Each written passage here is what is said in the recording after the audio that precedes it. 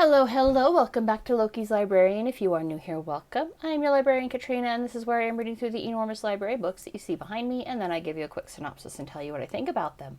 So if you like books, just aren't sure what to read next, hit that subscribe button, like and share my videos, and let me know what you think in the comments. It is the last Sunday of the month, meaning it is time for our next president, making this week's book of the week, Herbert Hoover, A Life by Glenn Jeanson. The accompanying cocktail is called Big Chief. It is 2 ounces of bourbon, a half ounce of Auvergne, well, it's a half ounce of Amer, and a half ounce of Punt with an orange slice for garnish. Just for the record, Hoover's favorite cocktail was actually a martini, but I already made a martini once and did not care for it. So I had to find an alternative that I hadn't tried and might be able to enjoy. So let's do this. Our 31st president, Herbert Clark Hoover, was born around midnight on the night of August 10th and 11th, 1874. Now, these days, they'd mark an exact time of birth, and that would be his birth date. But back in 1874, he could pick the day that he wanted to celebrate on and go with that. So while history usually says he was born on August 10th, Hoover himself usually celebrated on August 11th. He was born in West Branch, Iowa, to Jesse Hoover and Huldah Randall Minthorn. Hoover had an older brother, Tad, with whom he was quite close, and a younger sister, May, with whom he was not close. In fact, the 2 brothers kind of wrote her off as her life went in an opposite direction of theirs. It's not really covered too much, other than at one point when Hoover was kind of courting his wife or his fiance, she was trying to interject and get him to marry somebody else, which he did not appreciate. That's basically the major cause of the rift.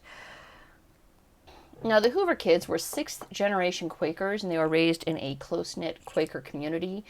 Bertie, as he was known as a kid, was 6 when his father died in 1880 and 9 when his mother died in 1874. The 3 Hoover children were split among relatives in the Quaker community in Iowa, and the estate was split equally among them, with each inheriting like $784 and $1884. I didn't do the inflationary rate on that one. I maybe should have, but I didn't.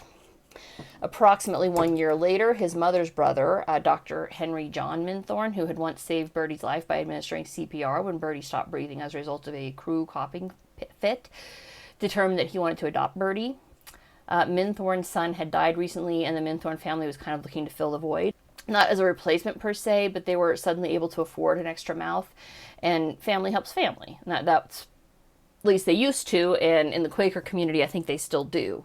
So he was, and at first I wasn't sure if they wanted to take him that far away from his siblings. I mean, none of the siblings were adopted into the same household because no one family could afford 3 extra mouths to feed, but they were at least still in the same community and could see each other. And what finally tipped the scales in favor of Dr. Minthorn's request to adopt was the educational opportunities. Right? Medical doctor, so he was well educated himself and in a position to provide a better educational opportunity for Bertie, and so Bertie was packed off to Portland, Oregon, where he lived with his uncle's family until he became an adult. Oh no, I spilled on my book. Blasphemy. Now Bertie eventually became Bert and was raised with the very best of all that Quaker community had to offer. I mean, he firmly believed that all beings were equal, men, women, children, black, white, Chinese, indigenous. He didn't care. He was raised to treat everyone the same, and that certainly came very much from his Quaker beliefs and from his family. His uncle that adopted him had been a wagon driver on the Underground Railroad. And so those core beliefs were instilled in him, and he lived that belief every day. And that early teaching stood him in very good stead over the absolutely incredible career that he would lead. And buckle up, kids, because it gets fucking crazy from here. So I'm going to stir this up and then try not to set my office on fire as I flame an orange peel. So let's stir first. Oh no, I left the lid to this, so I don't have any way to strain the ice out. I'm just going to have to, yeah, that's how that's done.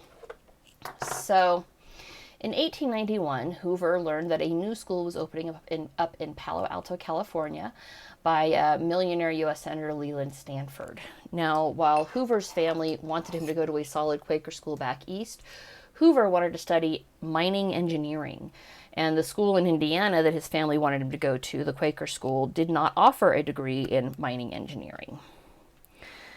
Now, what finally tipped the scales and allowed him to go to school in Stanford where he wanted to go, is that Stanford's newly hired president was Dr. David Starr Jordan, a Quaker, who actually left Indiana State, or the Indiana University, to come and be president of...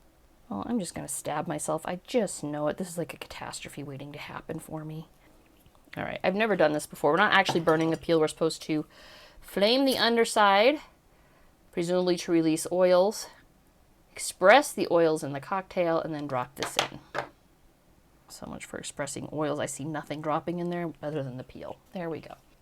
Now, unluckily for Hoover, while he passed most of the required entrance exams, he failed English composition. He showed so much promise that it was determined that he could study and test again just before classes started. Then he failed the test again. But again, he did so well on everything else, so it showed so much promise and came with such high recommendations that it was determined that as long as he passed English comp sometime in the next 4 years, he was in. So now there was still the problem of money. His uncle had not charged him any room or board for adopting him, which sounds like a kind of no-duh situation in the 21st century, but the 19th century was kind of unusual. Half the time people would adopt just to get free labor, but his uncle had taken that $784 of his inheritance, which he could have literally taken as an adoption fee, believe it or not, and saved it for Hoover, which certainly helped, but was not enough even for a school that was not yet Ivy League, which is Ivy League in the making.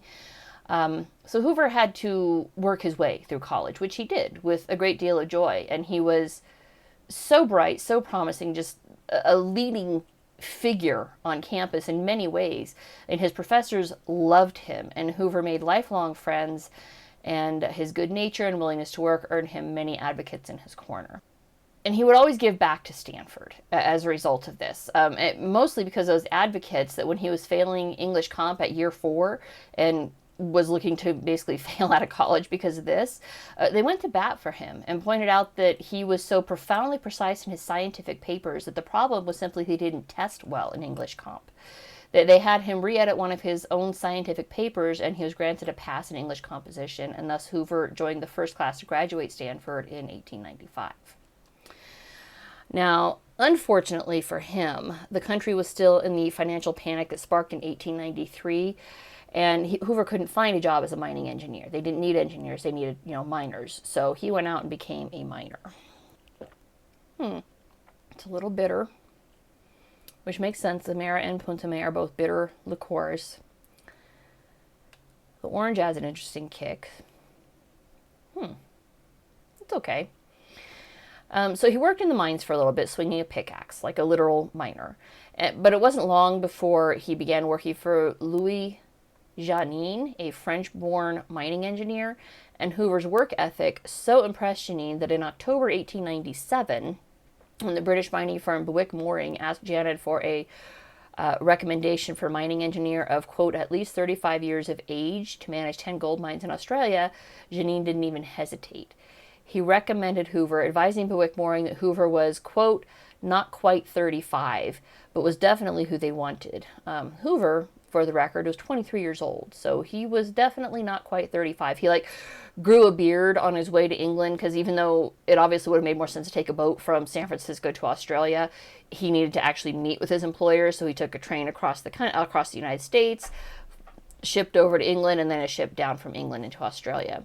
Grew a beard to try and hide the fact that he was a decade younger than they had asked for.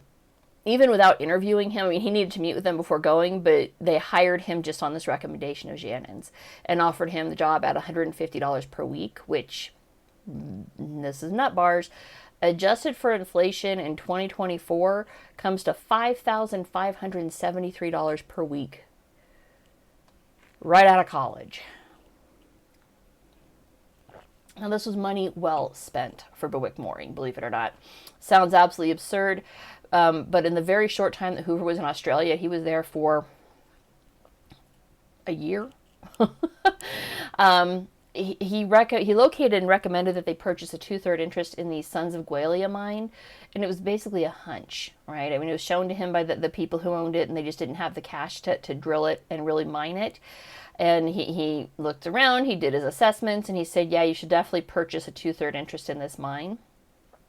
And for that, Bewick Moring was able to extract $55 million in gold bullion over the life of the mine, which was from 1896 until about 1963. So that was a very good investment on their part, paying him that sum, that salary. And he earned bonuses, moved up in the country, and this lucky find early in his career, lucky, don't get me wrong, I think there was a lot of luck in his life, but he was also very good. So it was a combination of right time, right place, good fortune, a lot of things went into his life, but this made Hoover an absolute legend in the mining industry. And it was while he was working in Australia that he earned one of his nicknames that would follow him all of his life. That was of Chief. People who worked with him would call him Chief all his life. Even people who worked with him when he was president called him Chief, so Big Chief Cocktail. The other nicknames were the Great Humanitarian, Napoleon of Mercy, and Samaritan to a Continent. But those nicknames are still about 20 years in the future. And also I couldn't find cocktails with those names, so Big Chief it is. Because I don't like martinis. I like chocolate martinis. Regular martinis are disgusting. Now, Hoover began moving up the ranks at Bewick Moring, and in November 1898, he was appointed managing director of all mines under control of the Chinese government, which came with a salary increase plus 1/5 of all profits from all these Chinese mines. This job also included a food stipend, lodging, transportation, and servants. Before taking up his new position, so, I forget what the salary increase was, but it was a certain percentage above the $150 a week he was already earning, plus the 1/5. Before going there, though, he returned to the United States and picked up his bride, Lou Henry. Now, Lou was like 2 years behind Hoover at Stanford, and in his same field of study, he actually tutored her for a while, making her one of the first women, and I believe the first lady, to graduate with a degree in a STEM field. So, yeah, and she was impressive in her own right. Like, I want to read a book on her because she was also amazing. Lou would follow Hoover for the remainder of her life, and I don't say that like it's a bad thing. It wasn't. This was very much a love match between them and a match made in heaven. She didn't just follow him. She worked beside him, including going into the mines when needed. And she was an outstanding asset, not just for her shared interest in the mining and geology, but because she was quite gifted in languages, which Hoover was not, and would often translate for him. She even learned Chinese, became fluent in Chinese, and would act as her husband's translator while they were in China. Now, for anyone remotely in the know with history, about the time Hoover actually got to China via ship, because planes were not a thing in 1898, 1899, so basically while he was traveling to China, the Boxer Rebellion kicked off. And it really started right when he got there. Mostly this did not impact his job as immediately because his job had him traveling all over China, checking out various mines, so he would basically travel to where the fighting wasn't. And he would find good sources of lesser metals like lead, tungsten, tin? Copper. I know he found copper, but no gold, and the Chinese government wanted gold mines only, so he just kept traveling. But eventually the Boxer Rebellion caught up with him at Tientsin. Now again, for those of you in the know, this is kind of intense. Tientsin was kind of the last stand, the last gasp. It was a bit of a siege situation, and Hoover was in the thick of it. Now, Hoover recognized the danger of the Boxer forces. He set about creating rudimentary fortifications and made sure that everybody was inside those fortifications, including the Chinese people under his control, or under his command. I don't want to say control, under his command. He didn't just make it for white people only. He made sure everybody was safe. And it's a tight spot to be in. I mean, the Boxers were not by professional soldiers by any metric, but they were absolutely dangerous just from their sheer numbers. And that didn't stop Hoover from making daily trips outside the fortifications to fetch enough drinking water for everyone inside of the walls, including all of the Chinese workers that were stuck with them. While he was making these runs out to the wells, he would get projectiles lobbed at him, and one of the volleys once made it over the wall and blew out the side of a building where Lou was playing solitaire, and she just kept playing because this just became their normal. I mean, the Hoovers are like my new favorite it couple. I mean, can you imagine being so sang-froid about it as that you just keep playing solitaire when a bomb blows out part of the building you're sitting in? Fucking amazing. Legends. Absolute legends. Now, eventually, the rebellion was put down, and the Hoovers managed to hang in there long enough for the USMC, that's right, Marine Corps, to roll in and save the day as part of a joint military operation. I have a typo here. I have to fix this. And by 1901, the Hoovers had relocated to England, where Hoover was offered a partnership in Bowick Mooring because, hey, he was a hell of an asset having a mining company. And then even there, his reputation preceded him in all the best possible ways. I mean, he was very much known as a man of his word. And when one of the company accountants committed fraud and embezzlement, while the company was found legally not liable and in fact returned victims by the courts, Hoover and the other partners determined that they were morally liable and paid back the investors who had also been defrauded. This put quite a drain on his accounts. It almost wiped him out, but he managed to earn it back in spades. And by the time he retired from Bowick Mooring in 1908 to become an independent consultant, his fortune was back in spades. And when he retired at 40 years of age in 1914, it was with a fortune somewhere between $4 million in the bank and up to $30 million in investments in stocks, having accepted payment for much of his consulting and stock options. For the record, I have another typo. Good job, Katrina. In 2024 dollars, that $4 million is $124 million. So he was good to retire from everything and lived the sweet life in Palo Alto when the Great War kicked off. And then here is where he earned the rest of the nicknames. As the war kicked off, he recognized the hardest hit populations would be the civilians who had no say in what was going on, and he organized food charities to feed the continent, starting with Belgium, which had a starving civilian population while German troops rolled through. And basically, he had no passport. There was no nation sponsoring him. This was a neutral action undertaken by him on his behalf and on behalf of the charity he founded. Just his word and his signature basically on a blank piece of paper saying that he was relief aid only. He was able to get massive grain imports into Belgium.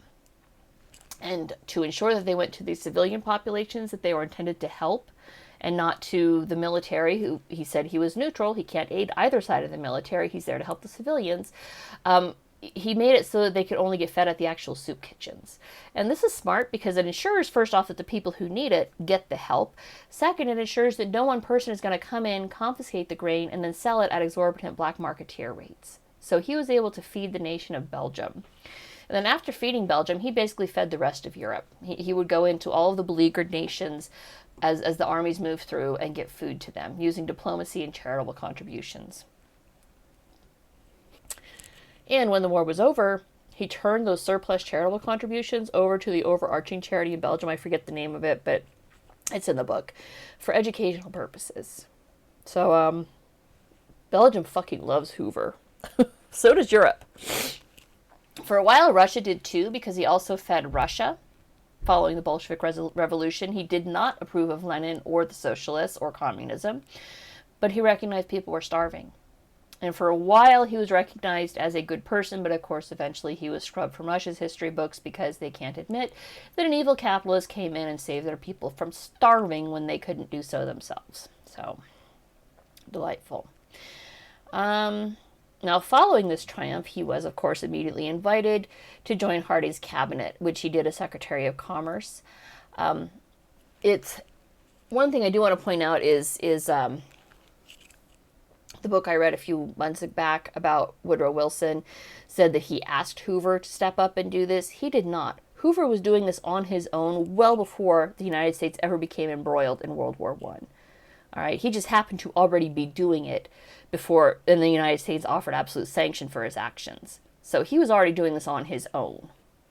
He was the Secretary of Commerce under both Harding and Coolidge before becoming president in 1928, which was, of course, just in time for the markets to crash. Now, Hoover was a profoundly smart man. He had been warning people for a while that things were untenable on the stock market, and in the summer of 1929, he began to divest himself of his stocks. This was all legal. It's still legal today. I don't believe there was any indication of insider trading, not that the FTC existed at the time. But by October 1929, the slow trickle of people offloading their stocks became a flood, and the market crashed entirely, ushering in America's entry to the Great Depression. Now, something not talked about frequently is that Europe and Asia had entered the Depression at least a year before. Germany, well before that. They were in the Depression almost from the time of the end of the Great War. And that's kind of what it means by great. It means large in quantity, not excessively good. And the damn thing lasted a decade, at least here in the United States. Now, for Hoover, he tried. He tried. His concern was that he didn't want to create a massive bureaucracy because he knows it's really easy to build one and damn near impossible to dismantle a bureaucracy. So while public works expanded under Hoover, he was careful to decentralize it and send those public works to where the jobs were needed. So he, took a look at unemployment rates and said, okay, we have massive unemployment at this section of the country, we're going to build roads here. We have massive unemployment in this section, we're going to build a dam here, something like that. And that was great from the perspective of not building a bureaucracy, not great from the perspective of nationwide, the jobs weren't there. And this, of course, was used to bludgeon him in the 1932 elections. And he faced several problems during the Depression years. One of the biggest problems is that everything that could have been done to mitigate the problem would have been needed to start several years prior when he was Secretary of Commerce, and of course he was not in the position to make that happen. One of the problems was the drought of the 1930s, which became known as the Dust Bowl. Years before this had happened, Hoover had recommended farmers start planting cover crops like clover to replenish soil nutrients for future planting. The problem he faced there is that following the boom years of the war, all the crops all the crops that were purchased for cash to feed Europe were now excess crops that couldn't be sold, for which they blamed Hoover. And this was in the 1920s because everything was a boom. The countries that needed it couldn't necessarily afford to buy it because the Depression was starting overseas already. So when, as Secretary of Commerce, he recommended they reduce planting and plant cover crops, the farmers ignored him. He also recommended farmers create local collectives for bargaining purposes, which was, again, ignored. The other thing he did that more or less sealed his fate as a one-term president was signing the Smoot-Hawley Tariff of 1930. This created a slew of protectionist tariffs right at a time when taxes and tariffs should have been lowered. And he knew that higher taxes hit the working man harder. All right, he did know that. But he should have vetoed the bill, and he didn't. He signed it in. Great Britain took the pound off the gold standard. That didn't help, and Hoover managed, basically by dint of his earned reputation as a man of his word, to convince the rest of the global nations that America would not be going off the gold standard, at least not on his watch. We're going to talk more about that when we get to FDR. But it was a very near thing. When England pulled the pound, there was a run on banks, and gold deposits dwindled for a while. A run on our banks. People were like, oh crap, if England's pulling the gold standard, then America's going to follow, and so they drained our gold supplies for a while. And the overarching global depression didn't help. The other countries were unable to buy those goods from America because they had no money to make purchases. I mean, America basically had everything it needed to survive. At least this is my basic understanding. We're going to learn more about this in the next month. In the 1930s, we were a self-sustained nation. We were fully capable of manufacturing our own goods and services. But the stock market crashed and caused a massive panic. Unions grew stronger, and that's not necessarily bad thing. And Hoover was actually a pro-union man up to a point. What started to sway him away from unions was actually the 1930s, and specifically a veterans union. And again, he supported our veterans. What he didn't support was the veterans union that backed him into a corner, and he couldn't escape from it. So what happened is when the Great War ended, money had been put in an account to accrue interest and be paid out to veterans of that war in 1945. When the crash happened, the veterans wanted their withdrawals now, not in 1945. And the veterans wanted their withdrawals now, not at the current value of the account, but at what the accounts would be worth in 1945. So they wanted the government to speculate what the interest rates would do, and then pay them now what they thought it would be worth in the future. And Hoover refused. He's like, this is impractical. You're going to literally bankrupt the nation. We're barely hanging on by a thread. He offered a compromise to assist some of the hardest hit veterans with withdrawals at current values, but the veterans insisted they all needed to be paid now, including those who were wealthy and didn't need the money. So that refusal to immediately bow to union demands would be used by the Democrats for the next 6 election cycles that only ended when Eisenhower was voted into office. And I mean that literally. For the next 6 election cycles, the Democrats didn't even run against whoever the actual Republican nominee was. They ran against Hoover. Even when he wasn't running. So 1932, sure, that would make sense. He was a presidential candidate. But 1936, 1940, 44, 48, they basically ignored whoever the Republicans put up and pointed the finger at Hoover, even when he wasn't running. And of course, FDR won in 32 by running an absolute smear campaign against Hoover that was so grotesque, unfair, and uncalled for that Hoover was unable to forgive FDR for it. And Hoover forgave everybody everything. It was part of his Quaker heritage. If a sincere apology was offered, he was a very forgiving man. FDR was not sincere. He never apologized, and his New Deal did not end the Depression. And there's a great deal of evidence that his policies exacerbated it, although we're going to explore that topic more fully in the coming month. Hoover certainly believed that FDR's policies exacerbated the Depression, and he took to writing, became a prolific writer. The man who barely passed English composition in college published several books in his day, and one quite posthumously. Freedom Betrayed was published in 2011, so 50 years after he died. The reason for the delay is that the book dismantles FDR's policies while in office, and Hoover's heirs were worried that it might stir up bad feelings when published, and so it was delayed and delayed and delayed, and then finally published in 2011. Now, in the first 8 years of FDR's presidency, Hoover warned FDR was a power-hungry megalomaniac. He absolutely saw that Roosevelt would just run and run and run. All right.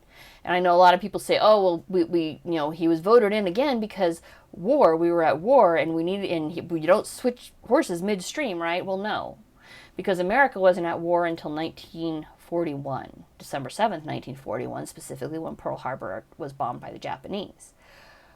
FDR ran for his third term in the 1940 election. So he was just a piece of shit who, wanted to keep running and wanted to stay in power. I'm getting ahead of myself. I haven't read the FDR book. Maybe he was a nice man and maybe I'm just projecting. Now, in the 1930s, Hoover flew to Europe and he did kind of a little tour through Europe, and he received something like 11 honorary degrees from continental schools, had many streets named after him, and met up with European leaders. And during his tour of Europe, he saw the writing on the wall. He knew that he had been absolutely correct that the Treaty of Versailles was setting up the next World War. And while he was there, he did meet with Hitler and Göring. Hitler, interestingly enough, wanted Hoover's respect. Hoover was very polite and diplomatic and kept deflecting, but he saw things were bad, and he commented on Hitler's fascism and said, look, this would never work in the United States because you're taking away too many freedoms, and America is a free country.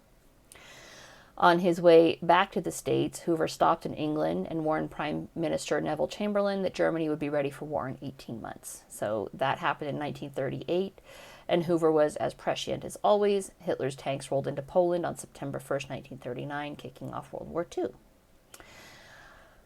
Hoover believed that we should stay out of the war until Japan attacked Pearl Harbor, and then he hoped we would, he agreed that at that point we had to do something, right? You can't just let Japan attack Pearl Harbor. But he hoped we would keep it on the Pacific front only until he found out about the treatment of the Jews. It's estimated that in his lifetime, the great humanitarian kept some 83 million people from starving to death through his intervention. That's from, 1914 until approximately 1950 when things started to really settle in Europe again. So it's a lot of lives saved, man. Now, on January 4th, 1944, Lou Hoover suffered a fatal heart attack, which left Hoover absolutely bereft and single for the rest of his life. And he wasn't a complete bastard. He wasn't ungracious. All right, FDR did send a condolence telegram, and Eleanor Roosevelt sent a heartfelt letter of condolences, and he responded in kind. He wasn't a complete jerk. They weren't totally bitter and hating each other. There's a lot in here about FDR. There had to be, because FDR so vociferously attacked him, but I haven't heard FDR's side of the story. So I may or may not be revisiting this. By and large, though, they did not see eye to eye, and never, while they had been more or less courteous to each other in the 1920s and 19-teens and 1920s, that courtesy went out the window from 1932, and they were never friendly again from that point until FDR's death. Now, Hoover resumed his humanitarian efforts during and after the war and remained active in Republican politics until the end of his life, which was October 20th, 1964. And there it is.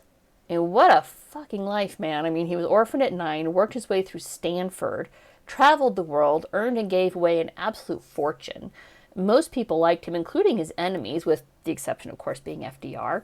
And from what I've read here, I'm almost positive that FDR's enmity was pure jealousy on FDR's point. I mean, Hoover was everything that FDR could never be. And, I kind of agree with the author's assessment. If Hoover had been president at any other time in history, he'd be remembered as one of the greats. It was his misfortune to be sworn in 10 months prior to the country entering the greatest economic catastrophe to that point in history. Not 10 months. Swearing in was in March. 7 months? 8 months? Yeah. But still, for comparison purposes, and this is important to know for historical purposes also, the market losses in 1929 were roughly $4 billion, which adjusted for inflation is about $72 billion in today's currency. As we learned about the housing crisis in The Big Short I read a few months ago, the housing crisis and crash in 2008 was a loss of $5 trillion. So by any metric you want to use, 2008 was worse than 1929, but they didn't have the distractions we have, right? We have the internet. We have all these movies you can go online and watch for relatively inexpensively. Hollywood, don't get me wrong, Hollywood tried in the Depression. And it's out. Hoover never had a chance. He just didn't. And it's quite telling that for 20 years, he became the boogeyman of the Democratic Party. 24 years. Yeah, 24 years. He became the boogeyman of the Democratic Party. And I don't know how to rate him as president, because his presidency was doomed practically from the beginning. But as a human being, my God, you would be hard-pressed to find anyone else that kept 83 million people from starving to death. That's impressive by any metric you want to use. And that's it for this week. If you liked what you saw, don't forget to subscribe, and I will see you guys next week. Bye.